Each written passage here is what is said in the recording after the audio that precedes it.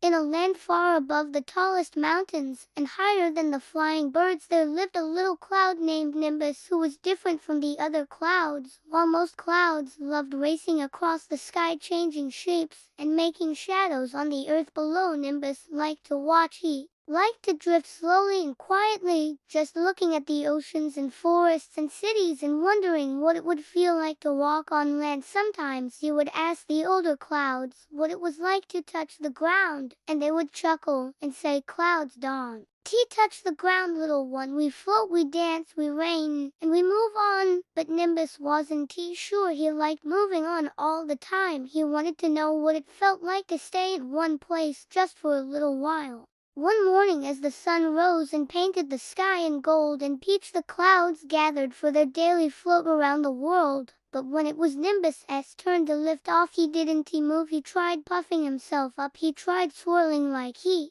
seen others do, but nothing happened. He stayed low near the tops of the tallest trees. The other clouds turned back in surprise. "What's wrong?" asked Zero, the long thin cloud. "I don't know," whispered Nimbus. "I think I forgot how to float." The clouds circled around him gently. No one had ever forgotten how to float before. The oldest cloud, Cumula, who was soft and round and always smelled like fresh rain, hovered close and said kindly, "Maybe you didn't forget. Maybe your heart just wants something else now. Maybe it's time for you to go on a different kind of journey." And with that, the clouds gave him a warm, soft hug one by one before drifting off into the bright sky. Nimbus stayed behind, resting just above the treetops, unsure what to do or where to go, until he heard a tiny voice say, "Are you a cloud or a marshmallow?" Looking down, Nimbus saw a little boy named Eli sitting on the roof of a red barn, his feet swinging. He smiled wide when Nimbus answered softly, "I am a cloud, but I seem to have stopped floating." Eli laughed and said, "Well, maybe you just need a new reason to rise up again. Come with me.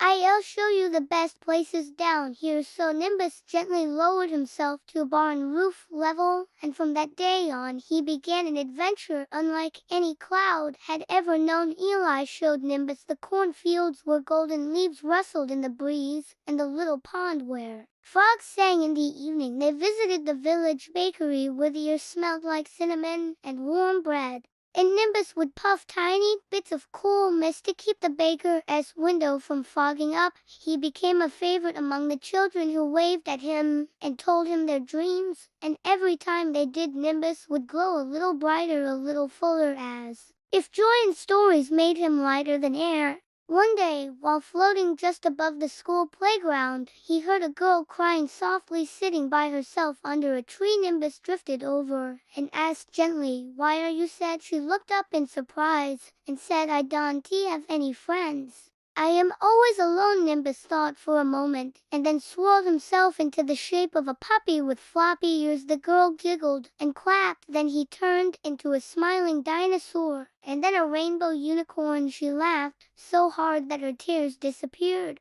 And when other kids saw, they came over and played too. From that day, the girl was never alone again, and Nimbus rose just a little higher without even trying. As the days passed, Nimbus visited more places: a mountain cabin where an old woman sang to the birds, a beach where children built castles from sand, a tiny library where he kept the roof cool in summer, and always listened to the stories being read aloud. Each time, he felt the feelings of the people below: happiness, curiosity, comfort, kindness, and slowly, he began to feel a warmth inside his cloudy heart, like something soft and glowing and full of love. One evening, as the sun began to set and painted the sky in sleepy colors, Nimbus rose a little higher than usual. He looked down at all the people he'd met and helped, and all the places he'd been, and he realized something. Maybe floating wasn't just about wind and sky. Maybe it was about feeling light and full at the same time, like a heart that's been filled with care and kindness.